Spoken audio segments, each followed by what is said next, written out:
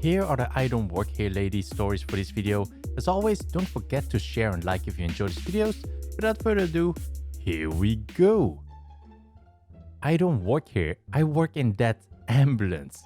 Years ago, in the early 2000s, I was working 24-hour shifts on an ambulance. Since we were working these extended shifts, we had a kitchen and whatnot at our station.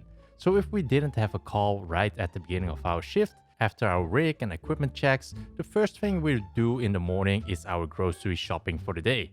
Now, just to make sure it's clear that there is no possible way for us to be mistaken for the uniform of the store employees, we wore blue button-down shirts, had a patch on one arm that said State of Redacted, and our certification level, either EMT Basic or Paramedic.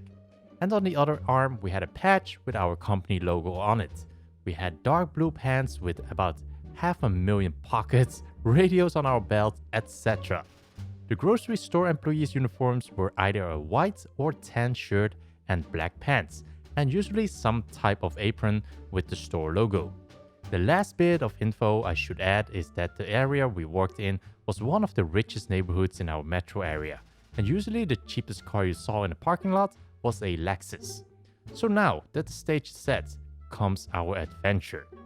My partner and I were at the store doing our shopping for the day, and it was a relatively quiet Sunday morning. Other than us, there were only a couple of other shoppers in the store, and several employees were plainly visible doing their morning duties. I'm busy trying to decide if I want link or patty sausages for my breakfast when I hear the classic, I'm pretty engrossed because, let's be honest, it's an important decision, and now I'm weighing bacon into the mix too. And I really don't pay too much attention. And then I hear it again, accompanied by a finger snapping. I'm broken out of my sizzling reverie by this and think maybe I'm blocking someone's access to the cooler?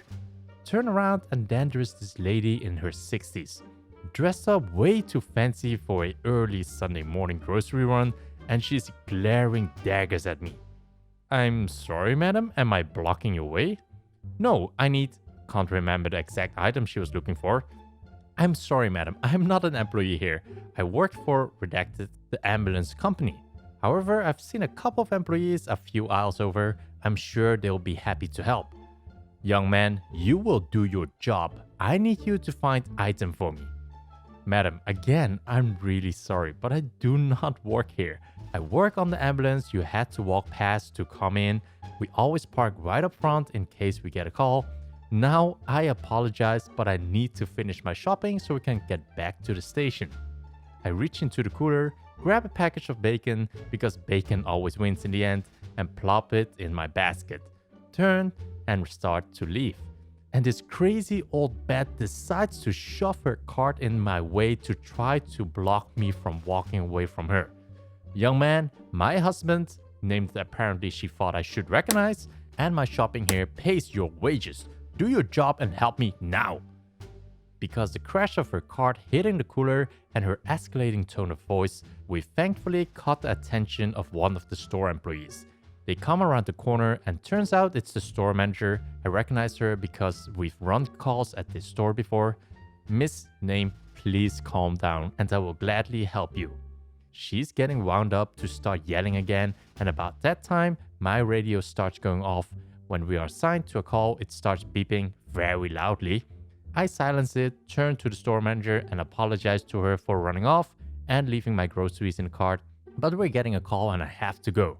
She's very understanding, and as I'm walking off, I hear the old bat yelling at the store manager, where does he think he's going? I need item. And her reply, presumably to his ambulance to respond to the call, since that's his job. He waited in line for this ridiculous flex. I'm an author on a book tour. I'm in a big chain bookstore sitting at a table with a stack of my books in front of me, and besides a 7-foot tall reproduction of my book cover. I'm chatting with someone while signing the book, and there are 3 people in the line behind him. It's my first book, so 3 people in line is huge for me. I'm enjoying the hell out of it, and I'm working my hardest to make sure everyone is having a great time. And they mostly are. Mostly. I start to pick up an impatient vibe from the man at the end of the line. He's kind of huffy, looking around a lot, and keeps trying to make eye contact with me as I'm writing a somewhat lengthy dedication for the person at the front. The front person asks if we can take a photo together. I say of course because I'm so not used to anyone wanting to take a picture with me, and I'm totally an attention hawk. This really sets Grumpy Man off. "Really?" he barks. I'm trying my best to not be mad at Grumpy Man because he's in line to buy my book. Maybe he had an awful day, maybe he's late for dinner, maybe his parking meter ran out 5 minutes ago, and he has so many parking tickets that they will tow his car. Who knows? So I asked the other people in line if it's okay for this gentleman to jump ahead since he seems to be pressed for time, and everyone is cool with it. I motion for him to come on up. He plops a bag down on the signing table, pulls out 3 copies of Geddy Lee's Big Book of Bass, and say, "I need to return these." Oh no. I put on my best apologetic smile.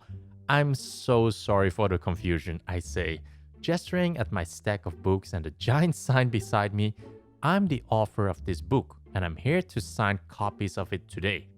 "Do I look like I care? I need to return these," he shouts. "For sure, I get that," I say. "I just don't know how I can help you. I don't work here. I'm just visiting the store to sign my book." I point towards the cash desk about 20 feet away and say, "I'm sure that the awesome people who work at this store will be happy to help you." "I stood in this line. I need you to help me," he snaps. I'm pretty convinced that he's not listening to me. "I'm so sorry about the confusion. It makes sense there was a line of people. You figured it was a line for the cash and you stood in it. But it turns out it was a line to get my autograph. The good news is there's no line at the cash." I point again towards the actual cash. The other people in line are having a great time watching this show, and a few people have come creeping over from the coffee shop attached to the bookstore to get a better view. "Cut out this offer bullshit," shouts Grumpy Man, "and get me your manager." I stand up very slowly. I pick up a copy of my book from the stack and flip to the About the Offer page. I hold it up beside my face and make the same smirking grin that I'm wearing in the headshot printed in the book. This visual aid seems to have worked because Grumpy Man grabbed his 3 copies of Geddy Lee's Big Book of Bass and toddler stomped his way over to the actual cash. Why you should never grab somebody from behind. I met my friend Harry at a job I had a few years ago and we became pretty close. Even after he accepted a job at a pub, we still hung out frequently. Yesterday, Harry interviewed for a manager position at another restaurant and got the job. Right afterwards, he called me and asked if I wanted to go out to celebrate. I agreed and we met up at the pub where he worked. As it was a Tuesday, it wasn't packed and Harry, who was still dressed in a nice polo and khakis for his interview, greeted the regulars he knew and the staff. Many congrats were passed around and more than one round of drinks bought for Harry and me. Harry and I were at the bar and he decided to stand as he doesn't like high-top chairs. We were so deep into our conversation that we didn't hear the "excuse me" hurled in our direction.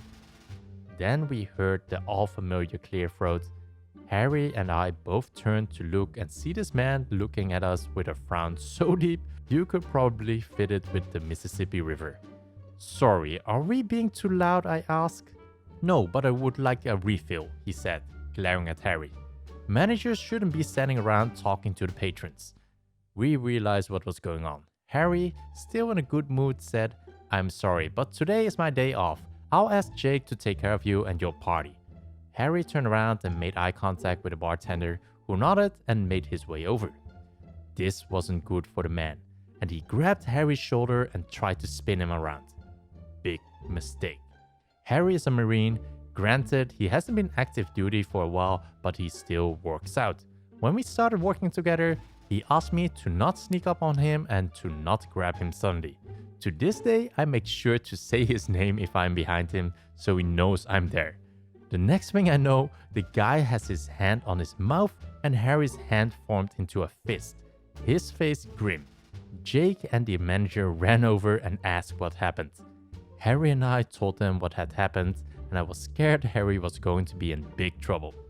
The guy, who probably had a loose tooth or two, decided that he wanted to get into more trouble and said, "They were harassing me. All I wanted was another drink, but they told me to F off and he punched me." Harry just pointed upwards where a camera was pointing and looked at the manager. "Hey Leo, are the cameras running?" "Yep. Wants us to look over the footage?" Leo asked. At this, the guy realized that now would be a good time to leave so he wouldn't get into trouble and did the walk of shame out of the bar. Harry apologized to Leo and Leo just put his hand on Harry's shoulder. "It's okay, Harry. Hopefully he will learn why it's a dumb idea to grab a stranger's shoulder."